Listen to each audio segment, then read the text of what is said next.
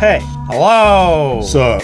Today's episode is about film noir. And wait, that's it? There's no stupid intro this time? Kind of. Kind of? Uh-oh. Bro, we got a surprise for you. What, you're gonna stop saying bro every 5 seconds? I mean, sorta, bro.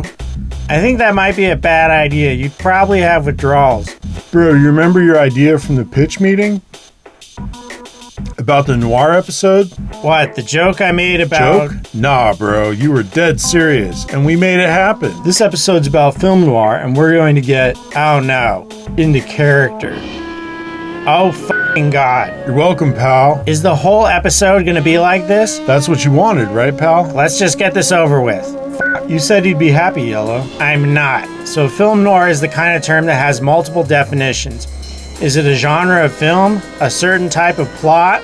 The way a movie is shot? Or is it just films about alcoholic detective pals that meet hot women and getting over their heads in big conspiracies? Oh God, are you just gonna say pal instead of bro the whole episode? The truth is, the definition of film noir was set after its formative years were over. And even then it was vague as hell, pal. Yeah, no one set out to make a film noir until after the genre's tropes were already established. The movies we call films noir today were known as melodramas in their era. The term comes from a period after post-World War II Reconstruction, pals, when films from the 30s and 40s Hollywood trickled into France, and French critic pals saw a pattern. Hollywood had always produced movies in all sorts of genres, with all sorts of moods and themes. But these French film critics took all the movies with the traits we associate with film noir today, crime, darkness-centered cinematography, moral ambiguity, etc., and lumped them all together. Such a movie was termed a dark film, and in French, you would say that as film noir. The term is thought to originate with French critic Nino Frank in 1946. Right, pal, but there was definitely a formula to film noir, and in a lot of ways it was European-style cinema telling the stories of a distinctly United States literary style. Basically, early filmmaking techniques from the German silent film industry were applied to a style of fiction cooked up by writers like Dashiell Hammett, hard-boiled crime writing. And this meeting basically happened on the scale it did because of the Nazis. European filmmakers leaving Europe for Los Angeles during World War II was the spark of film noir's development. Right, pal. We're going to explore the early German film industry first. Stop saying pal. What? Why aren't you stoked, pal? Yeah, really. Stoked? This was your idea, right? I said, what if we wore costumes and everyone laughed? Right, pal. It was your idea, like I said. Jesus Christ. How much of the budget did you waste on this? Oh, like all of it, pal. Wait, what about my history of miming episode? Are we still going to Paris? There were famous noir directors from countries like Hungary and France, and French and Italian filmmaking would influence later film noirs, but German Expressionism was by far the biggest single European influence on films noir. And that influence was there from the beginning, pals. Expressionism's dark undertones, its focus on criminals, and especially its lighting techniques, would all be transferred to Hollywood noir cinema. Right, pals. So for a breakdown of how German Expressionism influenced the noir genre, we're joined by film historian G. John Badass. Hey, great to be on the show. That's the worst pen name I've ever heard. It's not a pen name. I come from a long line of badasses. And that's just fucking stupid. Hey, you, aren't you just badly drawn circles? Watch it, I mean, he's kinda right. I know. So what's the deal with German Expressionism, pal? How did it influence film noir? Okay, first it was more than an influence. Wait, hold, just one sec. Pink dot? G-John, are you there, pal? Nobody here but me, pal. Pink? That's right. Oh, hey, pal. When did you get out of the joint? I'm not your f***ing pal, Yellow. You better start running now. Oh, shit, pal. Pink Dot? Like the guy that does our sound? Not in the noir world, pal. Here, he's an ice-cold killer for hire. Noir world? So this is a separate world now? I gotta go, pal. Go? Where the f*** are you going? I don't know, pal, but if I stay here, I'm a dead pal, pal. Oh, for f***'s sake. This is ridiculous. Yeah, this is pretty dumb. Wait, is he actually gone? I think so, yeah. Hey, that's amazing. Where were we? Our expert just got killed. Right, well, Fritz Lang was an Austrian filmmaker who was part of the pre-war German movie industry, then fled to Hollywood.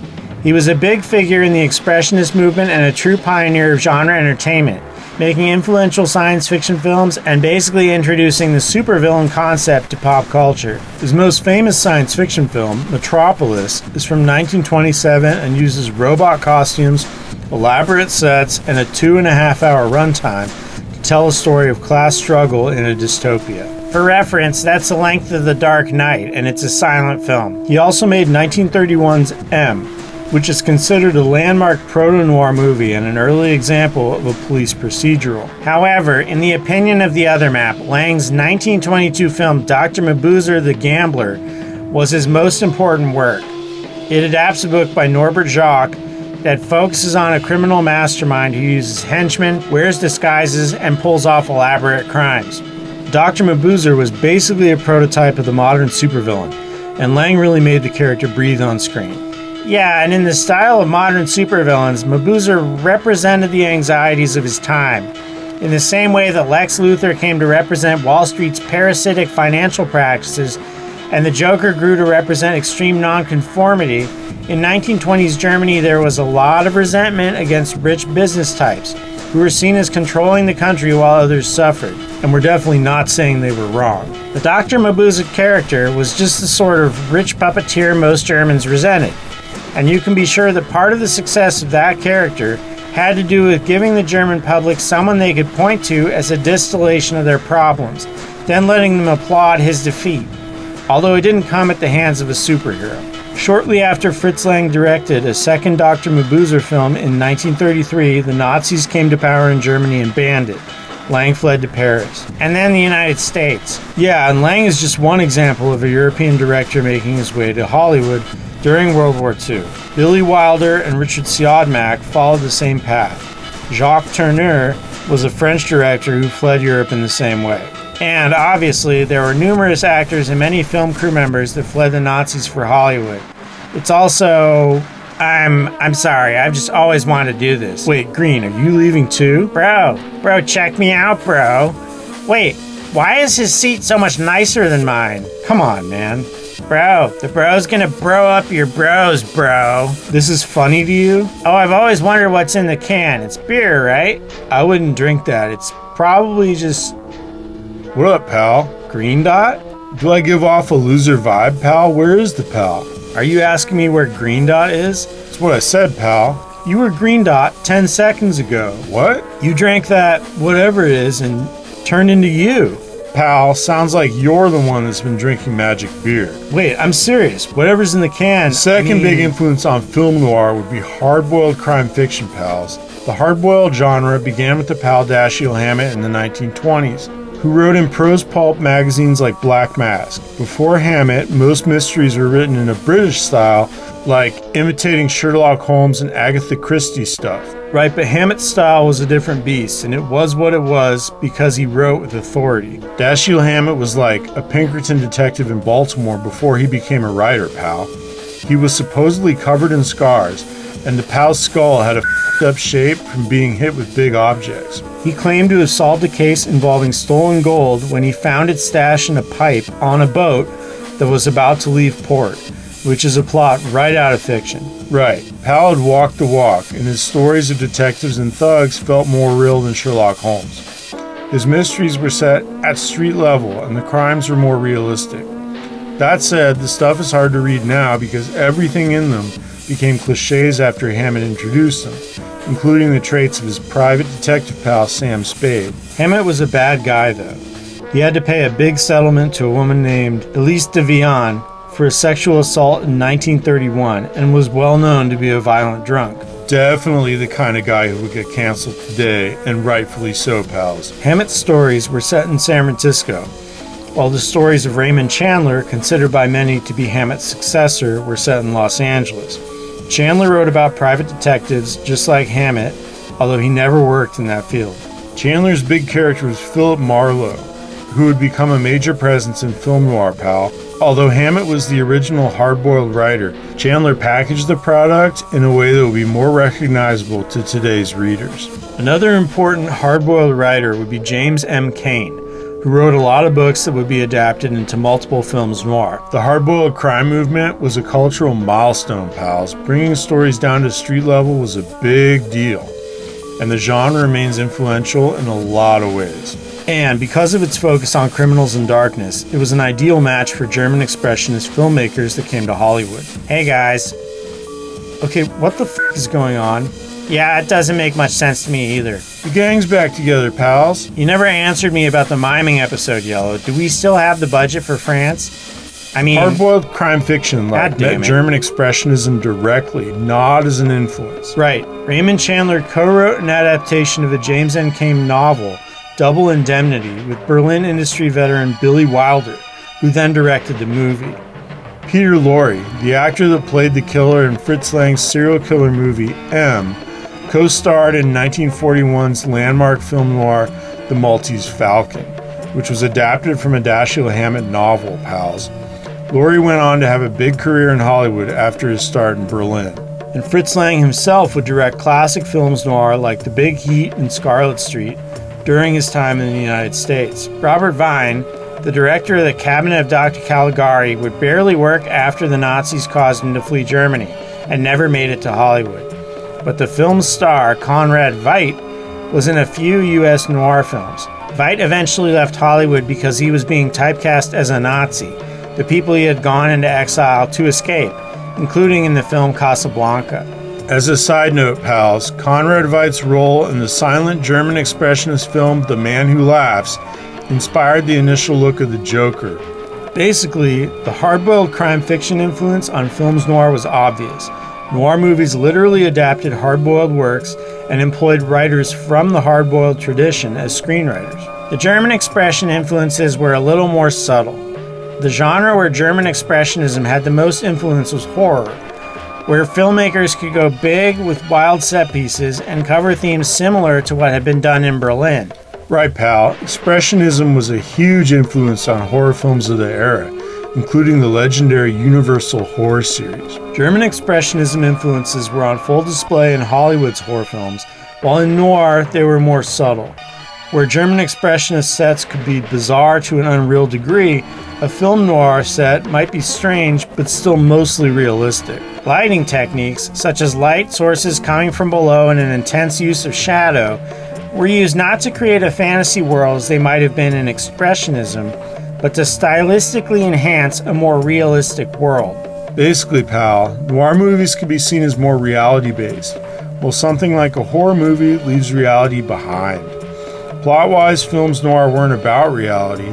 A lot of the scenarios are far-fetched for sure, but they had their roots in reality, pal. In the same way, the visuals and acting might be exaggerated in films noir, but the world was always recognizable as our world. And noir film oh god. What's up, pal? Shoulda run while you could have, Yellow. Oh, Pink, good to see you, pal. Any last words?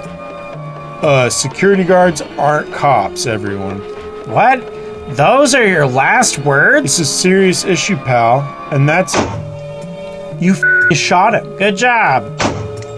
Wait, why'd you kill Red? I never leave witnesses. Oh, I guess that makes sense. So, what have you been up to, Pink? Murder. Oh, that's nice. But all this killing's making me thirsty. No. Oh, God. Know what, pal? God damn it. Anyway, pals, the noir genre has influenced the artistic world well outside of movies. Before the McCarthy era, the comic book industry especially was adopting noir influence in their plots and visual cues. Pal, it's your line.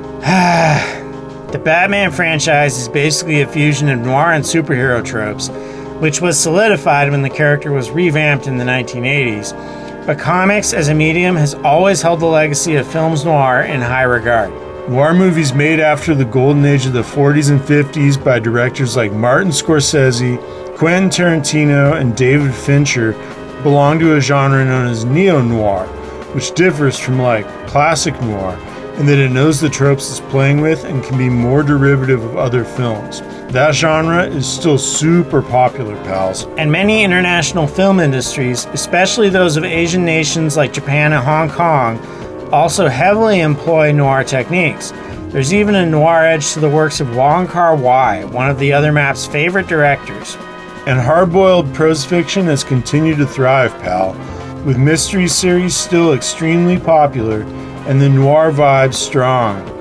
It's almost like noir never died, pal. Hey, pals, I heard gunshots. Oh no. Pal, sup, pal? You're me, pal. No way, pal, I'm you. I died.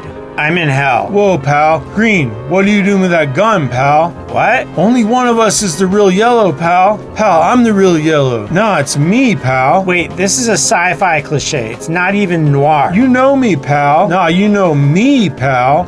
Can I shoot both of you? You've only got one bullet, pal. Only one bullet? Fine. Oh, pal, that's, bummer, pal. Whatever, pal. Let's call some dames, pal. Amazing, pal. My head hurts. Oh God, it was all a dream? Real creative, guys. What was a dream?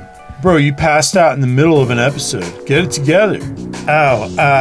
It's your line. Right, from the tropes of Dashiell Hammett and company that were popularized by films noir, To the visual influence of films noir on art mediums of all kinds, even if the classic era of noir is long behind us, we still live in the creative world forged by exiled European filmmakers and U.S. crime writers. Tune in again for more 3-Dot history. Bro.